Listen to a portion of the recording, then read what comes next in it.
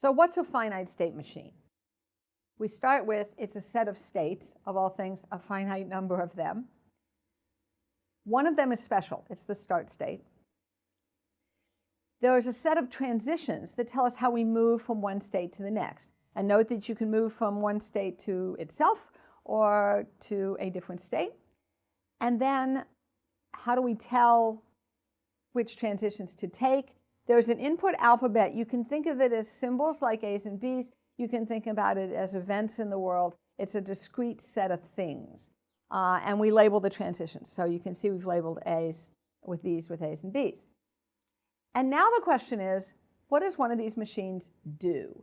And there are a couple different versions, but let's first talk about the version whose job is to say this input string, this input sequence of events is legal. We're looking for something. We're looking for some pattern. And we'll mark the states that are accepting here with an extra circle. We're going to feed inputs to the machine, one symbol at a time. And when this input sequence is over, we're going to say yes if we land in an accepting state, sometimes also called a final state. And we're going to say no if we land someplace else. Okay? So in this case, we're going to start in state 1. And let's imagine that the input sequence is ABA. So we start in state 1. The input symbol is an A. And so we take this transition from state 1 to state 2 because it's labeled A. All right, the input remaining is B and A. We're now in 2. We're going to read the B. And note that there are 2 transitions from 2, one labeled A and one labeled B. We'll take the one that's labeled B, and we will move to state 4. We now have only one input symbol left to read, and we're in state 4.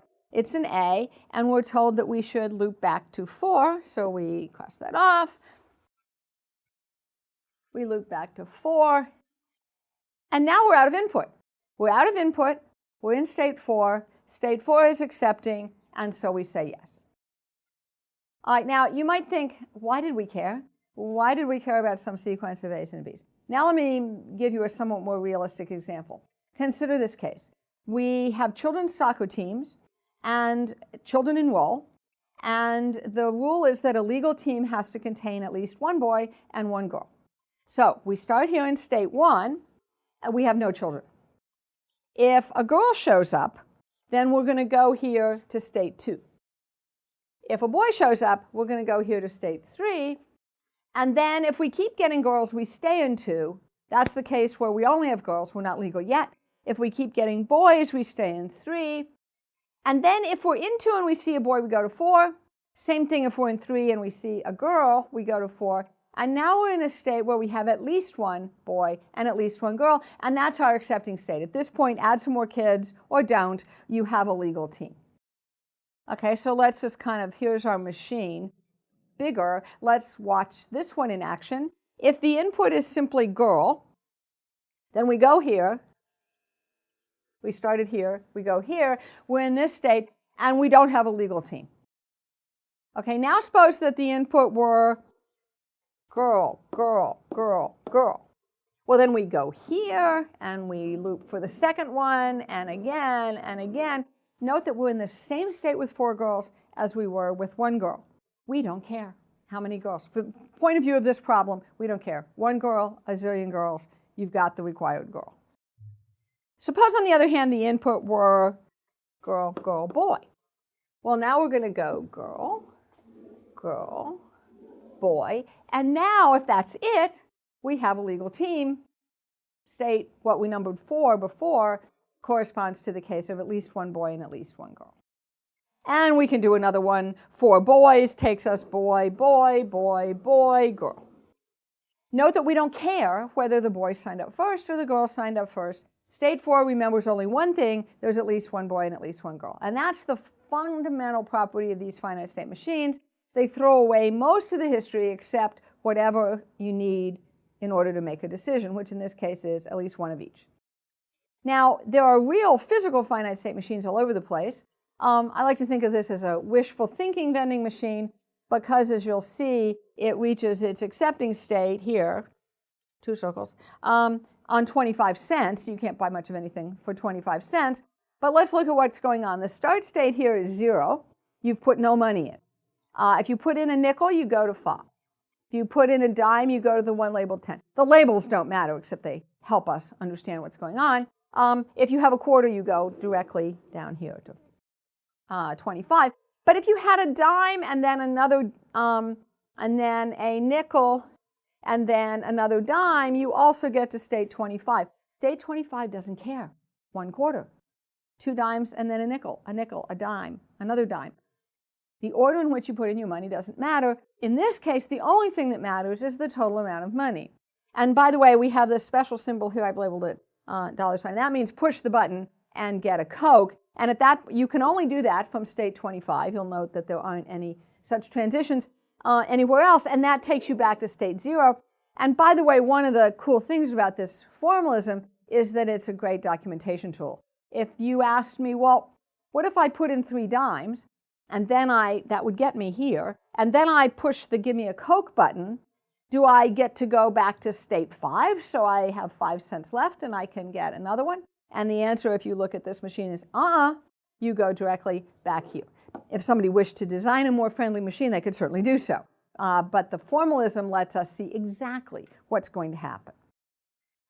Here's another simple example. You want to sell Viagra, and the spam filters want to try to prevent you from selling Viagra.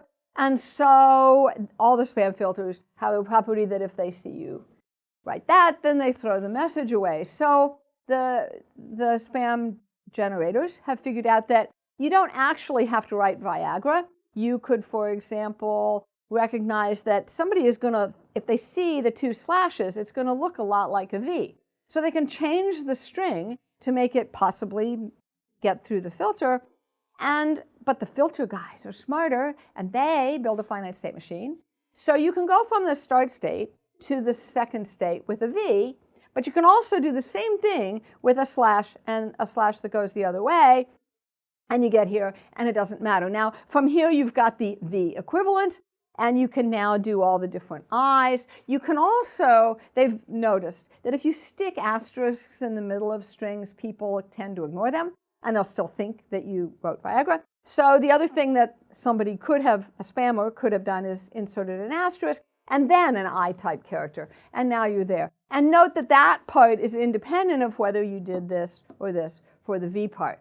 And if you continue this machine, one person has written out a machine like this for a variety of variants, and you get 600 gazillion different ways to spell Viagra, but you don't have to write them out, all the combinations. That's the power of the machine. Now, there's a second kind of finite state machine. So far, we've seen ones whose job is to say, I found the pattern I'm looking for. Legal soccer team, Viagra equivalent string. The other thing we can do with the same notion of states is to simply display the sequence of states that we're in, or alternatively, the transitions. But let's just look at the sequence of states. And a classic example for this is a traffic light. There are 3 states. You're in the green state, you're in the yellow state, you're in the red state. And often in these machines, the thing that causes you to go from one state to the next is not a specific symbol, it is simply some elapsed time. So this is a really, really trivial traffic light. You're in the green state, 70 seconds elapse, you go to the yellow state, 10 seconds elapse, you go to red, and then 80 more seconds elapse, and you go to here. And the thing that the machine does that's useful is it simply displays to us what state it's in. We can make it a little bit more fancy. For example, fancier lights have the property that you can either wait 80 seconds to go from red to green, or you can have an emergency vehicle show up and it has a special button. And if it pushes that button, then we go from red to green. And you can add walk lights and whatever. But the point is that there's a finite number of states, there's a set of transitions, and in this case, we simply observe them. And that's useful to us. Most board games are finite state machines. So suppose, for example, that I'm over here, my little shoe is on Pacific Avenue. The state is I'm in Pacific Avenue. I don't care how I got there. I don't care how many times I went around the board. I am in Pacific Avenue. That's the only thing that matters to determine what's going to happen next. If I'm in Pacific Avenue and I get a 4, then I go here to short line. If I get a 2, I go to community chest. If I'm on North Carolina and I get a 2, I can go to Pennsylvania. And once I'm at short line, again, I don't care whether I got there from Pacific Avenue or Marvin Gardens or whatever. We capture only that part of the past history that affects future behavior. So the essence of an FSM is that we partition the input sequences into sets such that if two strings share all possible futures, no matter what happens next, it's going to happen to both of them, then they land in the same state. And you can think of the states here, for example, as simply being the positions on the board. In the case of the vending machines, it's the amount of money that you've got. So the essence of an FSM is that it partitions the possibly infinite number of inputs into a finite collection of groups such that strings are in the same group in case they share a future. So here's a state of the soccer machine that groups together girl, girl, boy, boy, girl, 5 boys and then a girl, because they're all legal no matter what happens. They share a fate. Similarly, nickel, nickel, dime, nickel is equivalent to dime, nickel, dime because all of these share a fate. If you push the give me a drink button, it's going to work. So we design these machines. We can write them using notations like what we just saw, and there are tools that let you do that. And then once we've got that, we can actually build something. We can build a machine. We can build a traffic light. We can build computer circuits that are built in exactly this way. We can build software systems like spam filters once we've designed the machine and set it up in this way.